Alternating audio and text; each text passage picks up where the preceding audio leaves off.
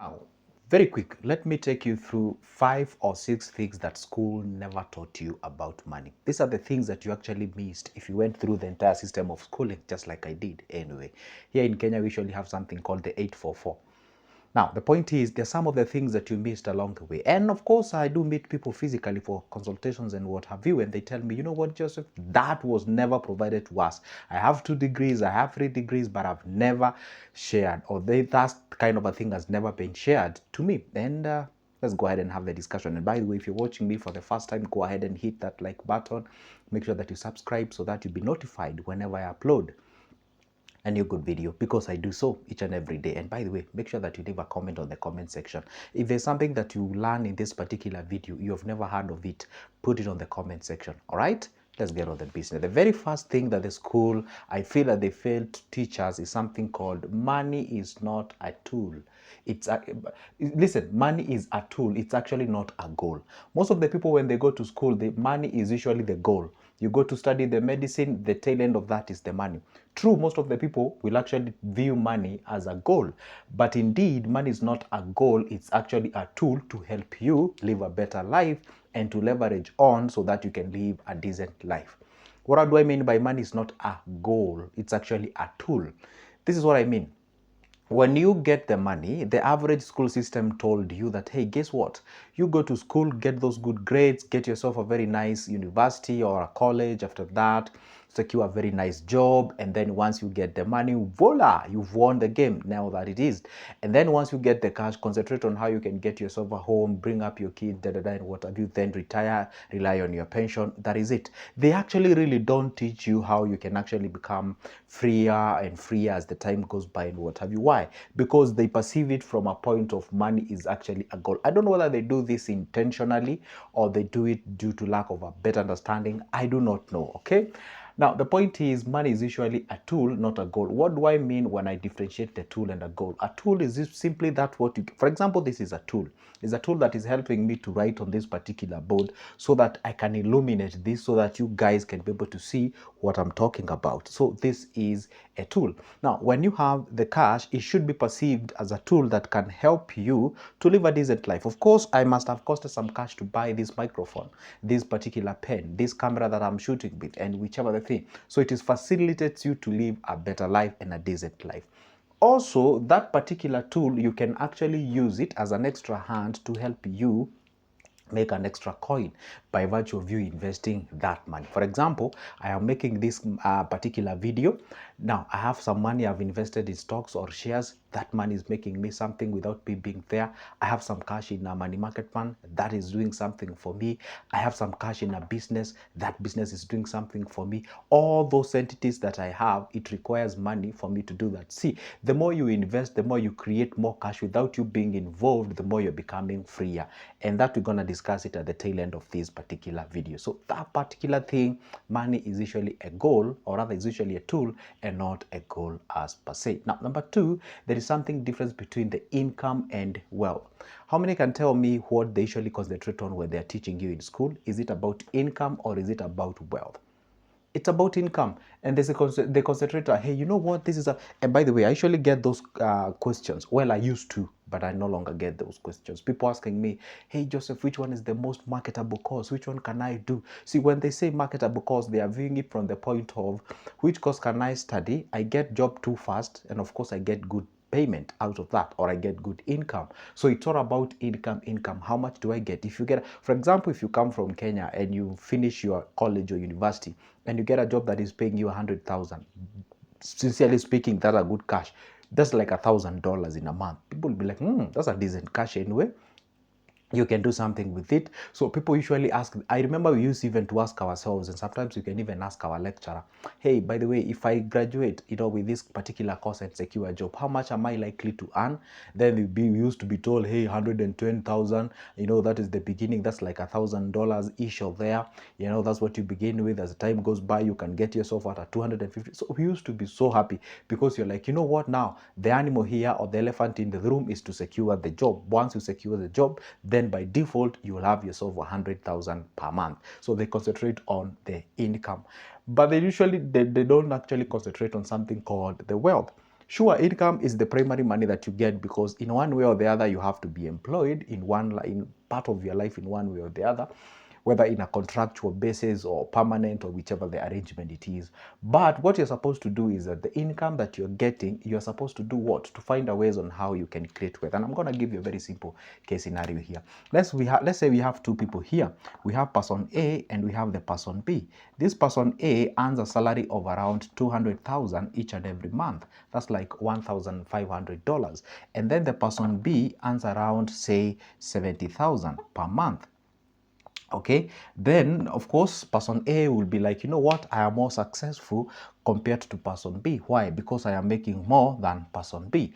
Now, sure, by the look of eyes, an average eye will be like, indeed, this guy is making 200K, is more successful compared to this individual. But now if we zoom in into their lives financially, you realize that this guy has a monthly expense. For him or for them to survive, they have a monthly expense of around 160,000, 160K, for them to do what? For them to survive. This is the recurrent expenditure. And then you realize that this guy is actually saving how much per month? Say 40K. And then this guy who is earning this amount of money, this guy maybe probably has how much? Has a monthly expense of around, let's say this guy has a monthly expense of around 25K per month. What do you mean? Now what remains is 45K per month. So this guy who is earning 70K is actually able to save more or invest more compared to the guy who is doing what? Earning that amount of money. So therefore you realize that if you give this person 5 years and this 5 years, both of these guys, you realize that they will be on a different levels in terms of achievement. You can even find somebody who is earning this amount of money and they even have a lifestyle of 120K. They're only saving 20,000. This person is only saving, let's say, 35,000. And then you ask me, after 5 years, this guy will actually achieve more. This guy, in terms of income, looks better in terms of the income, okay? But this guy, in terms of the wealth creation, the guy looks better. That's what you're supposed to understand. The moment you invest more compared to that who wants more but invest less, you're actually safeguarding your future as well. And this guy who is saving more, investing more, he's on a journey of achieving financial freedom compared to this guy who is leveraging on their income and what have you. So differentiate between the income and the wealth, because wealth is what takes you to what we call the financial freedom or the financial independency. And that is another point. Financial independency matters more than a job. That's for sure. The financial independency is you being in a situation whereby that working is optional. You can or can't. It's optional. Let's say, for example, you survive on, let's even say 180,000 in a month. If you get 180,000 in a month, you're good to go. You can eat, you can drink, you can drive. You can fuel your car. It can run everything as far as your sustainables are concerned. Now, if you have something that is generating that particular amount of money passively, meaning little to no effort of yours is required to generate that, then we say you actually on a financial freedom, because you working and not working, it's actually optional. Now when you zoom in into an individual who is actually concentrating much on the job, you're simply worrying about the active income. And one thing about human being is that as the time goes by, your productivity goes down. Of course, the experience goes up because the number of years, but the energy is not there. And once you reach a particular age, in Kenya is 60, you are termed as retired, you go back home. If you had accumulated nothing, then you get yourself into a problem. Another thing that schools never teach you is that the cash invested is far much better than the cash accumulated. Those are two different things. The cash invested is far much better than a cash accumulated, because once you have the cash invested, that cash is generating you some cash, or compared to the cash accumulated, actually that money is being eaten away by an inflation.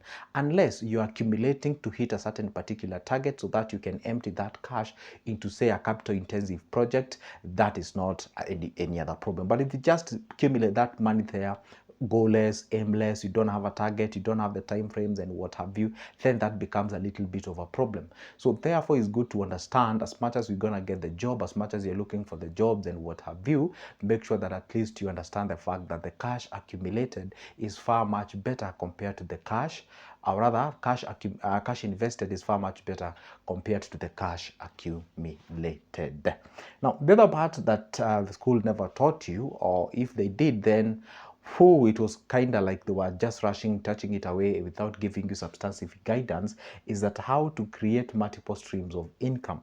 Now, there are several streams of income actually, or there are different natures at which way you can actually earn.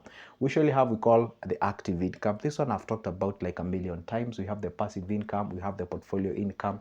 In other words, we call it the residual income. Now, what happens when you actually earning your money through, or primarily your money comes in from the income or the job or a salary, you usually get what we call the active income. Even when you're running your own personal business, whereby you have been employed by your business. Yeah, that sounds strange. Yes, you can be employed by your business. If you want to know being employed by your business is that you can't make money without you being actively to your business. That means that you have to take care of the business for the business to take care of you. That means that you have been employed by the business.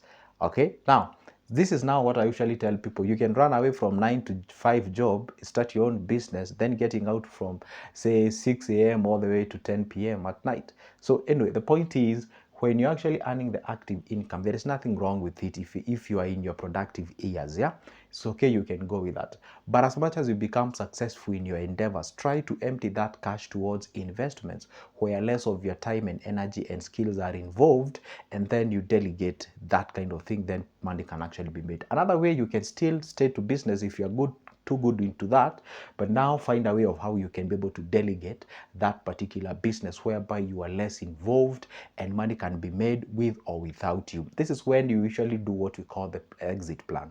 And when I say exit plan, does not mean necessarily that you quit the business and go home. No, make sure that you can be able to liquidate some percentage of that particular business. You sell to people, let them own the larger percentage of it, of course with due diligence written, and of course now you can be able to survive on the returns that comes from the percentage shares that you own of that particular business. For example, if I may borrow this example from some companies like Tesla, SpaceX, and what have you, we all know that they are associated with Elon Musk, but he does not own 100% of that particular company. He owns a fraction of that particular company. And then there is a whole Senate, or there is a whole sort of a board, like something that they can hire, they can fire, they can adjust, they can do all those things. And therefore you become more freer, then you can be able to have your own time out there and pursuing that what God created you for. Now, the passive income exactly is what I'm talking about. Then now the passive income, this is the money now that you earn when less of your energy to almost none is actually involved. This is when you can purchase something, then resell it, and of course you make a profit out of that. You are leverage on the money that you have. You can buy this pen say at $1 and you sell it at $1.02. Then you buy most of this, then whatever you are making, that is what you call the passive income. You're not really much involved in something like that. The portfolio portfolio income, or the residual, basically this is the money that we call it purely passive. You are not involved, you are not there, like the stocks, the mutual funds, the index funds, the rates, the bonds, the bills, the balance fund, the equity fund, the FIF.